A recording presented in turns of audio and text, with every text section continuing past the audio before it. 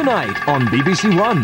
Hi, Gail. Who's Gail? They kiss, you tell, the other half. Then at 7:35, Winning lines, the New Look Lottery. your chance to win a dream holiday.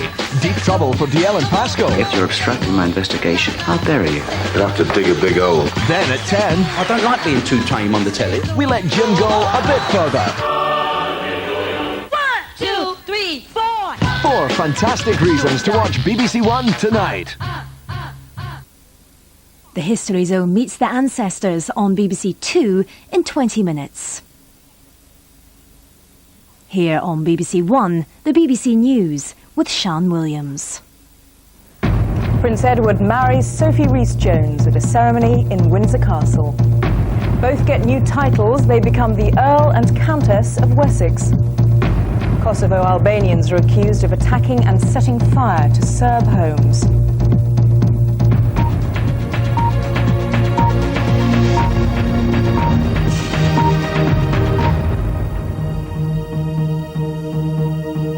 Good evening.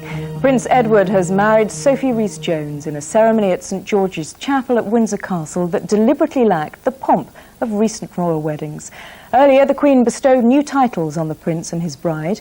He becomes His Royal Highness the Earl of Wessex, and Miss Rhys-Jones will be Her Royal Highness the Countess of Wessex. Our royal correspondent Jenny Bond reports from Windsor.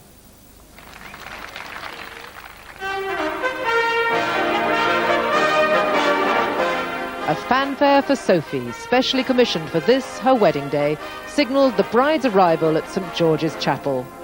8,000 people were in the castle precincts to see her and get the first glimpse of her gown. An ivory silk coat dress, simply cut, but adorned with 325,000 cut glass and pearl beads. They promised that this would be a wedding with a difference, and 20 minutes earlier, the relative informality was underlined as the bridegroom, newly created Earl of Wessex, strolled down from the castle with his 2 supporters, or best men, Prince Charles and the Duke of York. The Queen arrived by car and, like the other guests, in an evening gown, as the couple had requested. The invitation said no hats, but she chose to wear a small headdress. Inside, the Queen Mother had already taken her place, alongside Princess Margaret, who was in a wheelchair. She's still recovering from having badly scalded her feet in a bath 3 months ago.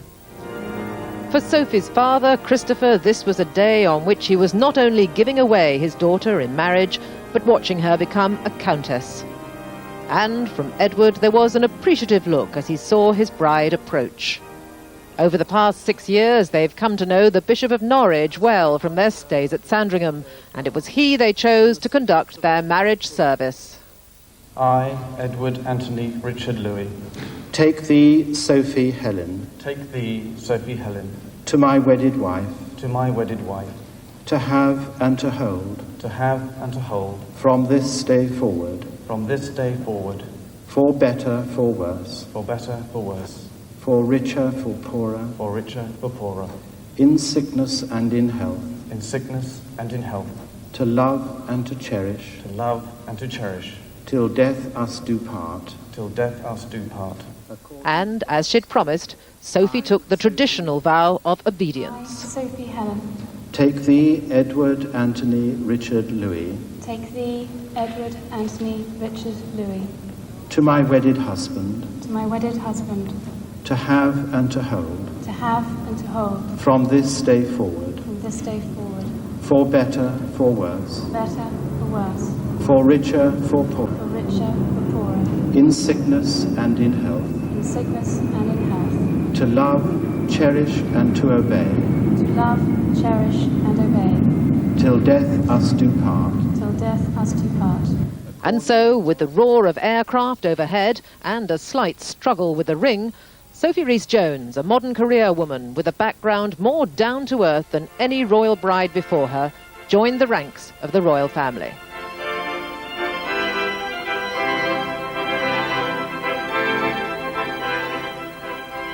And this was the sight the crowds had waited for. The new Earl and Countess of Wessex at the start of a royal marriage that has to work. Jenny, tell us a little bit more about the new titles for Edward and Sophie. What do they mean? Well, yes, it's interesting. There have been a lot of speculation about whether it would be in keeping with the public mood for a new title to be given, but the Queen has taken the traditional route here. Interesting, though, that Sophie and Edward have said that they don't want any of their children, when they have them, to be HRH. They will simply have a courtesy title, Lord or Lady. And also, the Queen and the Duke of Edinburgh and the Prince of Wales have agreed that in due course, Prince Edward will become the Duke of Edinburgh. That'll be after the death, of course, of the present Duke and indeed of the Queen. And all this, of course, at a time when the government is phasing out the hereditary peerage, but nevertheless this was done, I'm told, not only with the consultation but indeed the formal advice of the Prime Minister. Jenny Bond, thanks very much. Well, thousands of people were invited into the castle grounds to see the bride and groom, and millions watched the ceremony on television. Perseverance rewarded. After hours of waiting, a glimpse of the bride. This wasn't a vast crowd, but then this wasn't a royal wedding on the scale of previous ones. The onlookers included the tourist, the curious, and the dedicated royal watcher. It's just a big occasion. The eyes of the world are on Windsor today, and it's just good to be a part of it. I wanted to be here and get the atmosphere and, just get the sense of occasion, really. I just wanted to come to see what it's like, and it'll be in history, so I can tell my children when I'm older. In Windsor, but out of touch, the well-wishers had to watch the service unfold on small TV screens. Oh, he's putting the ring on her finger. It's off. Celebrating a royal wedding, the last of the century. This one, they hope, will endure. Peter Hunt, BBC News, Windsor. The authorities in Belgrade have told Serbs who fled their homes in Kosovo to return. But there's evidence that some of their homes have been set on fire, apparently by Kosovo Albanians, seeking revenge for their treatment by Serb forces. Plumes of smoke can be seen across much of the countryside near the town of Prizren. Our correspondent Clive Myrie reports. The war may be over, but Kosovo continues to burn. Today, arsonists visited at least half a dozen villages around the town of Prizren. In Muštiste, as everywhere else, the houses on fire belonged to Serbs. This is what Serb civilians feared the most, revenge from ethnic Albanians in areas where both used to live side by side. Here, Kosovo Liberation Army officers have caught a man looting. 10 people were taken in for questioning about the fires. KFOR peacekeeping troops were not in the area. Do you think it's ethnic Albanians who's doing this? There are people who live here who hate the Serbs, he told me. Their hatred is boiling over. The village of Muštiste has already been abandoned by its Serb population. This 16th century monastery is deserted. The church buildings have been ransacked. Belgrade's appeals to Serbs not to quit Kosovo have been ignored. It may be some time before the bells here ring again.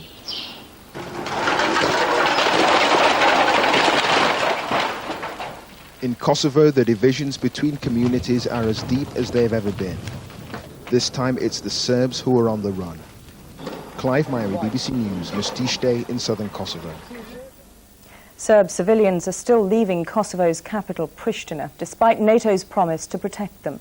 Some of those who are still there have been helping to restore water and electricity to the city, supplies desperately needed by the Kosovo Albanian refugees returning home. It's wonderful to be back home. Well, almost.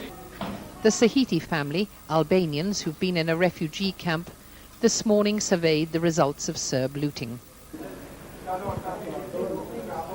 I am very... I can't explain. We are very... How can I say? Dr. Ayub Sahiti, professor of law at the university, was at least glad to find his books ignored by thieving soldiers. They want to get back to normality as quickly as possible, and they set to immediately. However, the water is off yet again. There is plenty of it in the reservoirs, but no electricity to pump it. Serb water workers have agreed to help, But as the pumping station is only 100 yards from the local HQ of Albanian fighters, the British have to give these nervous men protection. The electricity supply is fragile, mainly due to NATO bombing of the Serbian grid. To begin to sort it out, the electricity workers today had to be shepherded to Podijevo, 6 frightened Serbs heading for a substation in an Albanian-filled town. Providing decent living conditions is not only essential, it improves people's temper and tolerance, therefore perhaps increasing the chance for peace. Peace enforced by British soldiers around pylons and by international diplomacy in Helsinki today, bringing the Russians on side to share running the airport and adding their troops to the peacekeeping effort. Kate Daly, BBC News, Pristina. 6 people have been charged with public order offences after yesterday's disturbances in the City of London. A peaceful carnival against capitalism turned violent as protesters threw missiles and damaged shops and businesses. More than 40 people were injured during clashes between police and demonstrators. 30,000 people are protesting outside the summit meeting of the world's largest industrial nations and Russia, calling for the abolition of third world debt. The demonstrators, including pop stars and church leaders, say the partial cancellation agreed yesterday doesn't go far enough. Ordinary folk hijacked the agenda in Cologne today, while the great and the good sweltered in their conference halls. Tens of thousands of people and a clutch of pop stars took to the streets, demanding the G8 go further than the £44 billion debt write-off announced last night. I'm the whinging pop star. Well, actually not whinging, because it's a good start what the G8 have proposed on debt relief, but it's not what we're looking for. The cost to Britain, for example, of removing its debt would be 75 million quid a year for about 30 years, which is 0.001% for the national budget. Just to make us feel good, it'd be cool. A penny a year each, I'd do it. The thousands of people besieging Cologne today want the entire debts of the developing world written off. That they won't get. But this has been a stunningly successful campaign in putting the issue onto the agenda of the political leaders of the rich world. Peter Morgan, BBC News in Cologne. And that's it for now. The next national news is at 9:45. Have a very good evening. Bye-bye.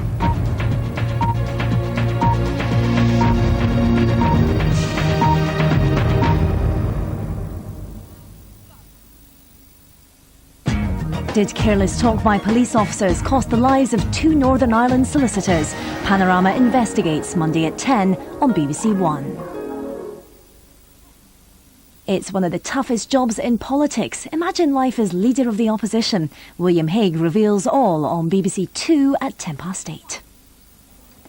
Good evening. Well, it's been a very wet day in the north of the UK. That rain is steadily pushing its way southeastwards. You can see the red colours showing up, the heaviest burst there. Now, by the time we get through to lunchtime tomorrow, that rain will be on this weather front down in the far southeast of England. Now, for the moment, though, the wettest weather is going to remain across central and southern Scotland, Northern Ireland, northern England and much of Wales. To the south, though, cloudy, but staying dry. Now, overnight tonight, the rain will end up in the south and the east, giving a very mild night here, temperatures around 13, perhaps even 14. But behind the rain band, temperatures will dip to around 7 to 8. And then in the north and the west, we're going to see showers turning up. Now, for tomorrow morning, there's going to be plenty of showers in the north and the west. Down to the south, that rain to start the day, that'll soon move away to be replaced by sunshine and showers. The best chance of staying dry, that's going to be in the southwest, but the northwest will have the more frequent and heavier showers, with also perhaps some thunder. Top temperatures around 20 in the south, but generally a much cooler and fresher day. Temperatures in the northwest around 12 to 14. The sun index around 4 to 7, so watch out in between those showers. But thankfully the pollen index much lower than we've seen of late. Bye-bye for now.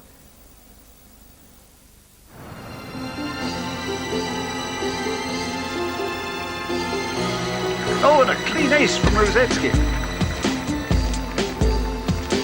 Here is Jana Novotná, Wimbledon champion.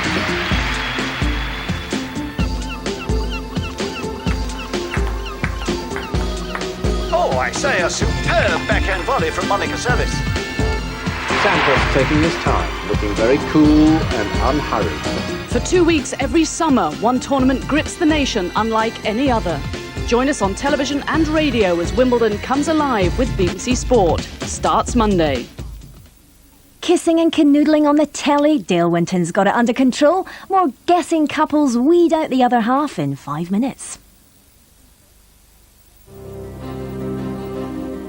Across Yorkshire, Lincolnshire and the North Midlands, this is BBC One with Look North, presented by Harry Gratian.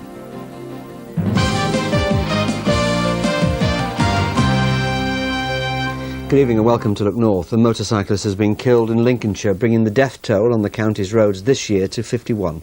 3 other people were injured in the head-on collision between the bike and a car. It happened on the A631 at Bishop Bridge. Dan Rowan reports. The twisted wreckage tells its own sad story about last night's tragic accident. A 57-year-old man was killed when the Honda motorbike he was driving crashed into this car. A man and woman who were in the grey Ford Sierra were also injured, along with a man who'd been riding pillion on the motorbike. The crash happened yesterday evening here at Bishop Bridge near Glentham, just the latest in a catalogue of horrific accidents on Lincolnshire's roads. There have already been 40 collisions this year in the county, and although it's not known what led to last night's crash, early indications suggest it was speed-related. I'd like to emphasise, please, that to tell motorists to slow down, and if they don't slow down and drive carefully, then they will suffer the consequences, and the consequences being death, serious injury, or prosecution. Lincolnshire Police are about to launch a summer campaign in a bid to raise awareness among drivers of road safety. In the meantime, they're appealing for any witnesses to this latest accident to come forward. A man is fighting for his life in a Sheffield hospital after he was attacked outside a social club in the city. The police say that 57-year-old Michael Marples suffered severe head injuries in the attack. Caroline Lebeau reports. It was here outside the Trades and Labour Club on Talbot Street that Michael Marples, known locally as Mick, was attacked just after midnight. He'd been attending a football presentation awards night at the club, along with at least 200 other people. The attack was serious. It's left Mick with very severe injuries to the skull. We're really appealing for anybody who was in the area, possibly attended the function, to come forward and speak to us. To contact us at Westbar CID, no matter how insignificant they may feel their information is vital to finding out who's responsible in this particular investigation. Mick Marples is now critically ill on a life support machine at the Royal Hallamshire Hospital in Sheffield. One person is recovering in hospital from serious injuries after a gas explosion this afternoon in Newark. The blast swept across 4 houses in Stanley Terrace in the town. One house was severely damaged by fire. 3 other people, one believed to be a child, were also hurt, but not seriously. Yorkshire Water says its supplies in Osmotherley in North Yorkshire are now safe to drink. Customers were advised last weekend to boil their water because low levels of cryptosporidium had been found in the supply. Sheffield United's assistant manager has left the club hard on the heels of former manager Steve Bruce. In a statement, the club says John Deehan has left Bramall Lane by mutual agreement. Last week, Adrian Heath officially joined the Blades as their new manager. While cricket now, Yorkshire Phoenix are playing Essex Eagles at Headingley in the National League. Essex won the toss and elected to bat, and there's a score there, 2-4-1 for 7 after their 45 overs. Nasser Hussain, tipped of course to be the next England captain, 114. Yorkshire Phoenix, after 31 overs, nicely poised this game, isn't it? They're 131 for 2. Now, the biggest crowd in Super League history saw Leeds Rhinos do what no one thought was possible, thrash the Bulls with a superb display at Headingley last night. You know, in this form, you get the impression that Leeds Rhinos just can't be beaten. The fluency of their game is something to behold. They're really on the charge now. This is at the start of the second half. This try probably killed off the Bulls' fight back. Great try scored by Hay.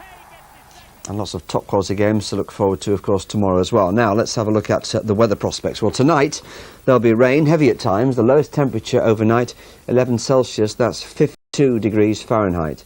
Tomorrow will start sunny, but the rain will have returned by the afternoon, giving a mixture of sunshine and showers. Tomorrow's top temperature, 18 degrees Celsius. And a quick look ahead for the rest of the week. A bit of a mixed day, sunny with showers as well. That's it. We're back tomorrow. Enjoy your weekend. Good night.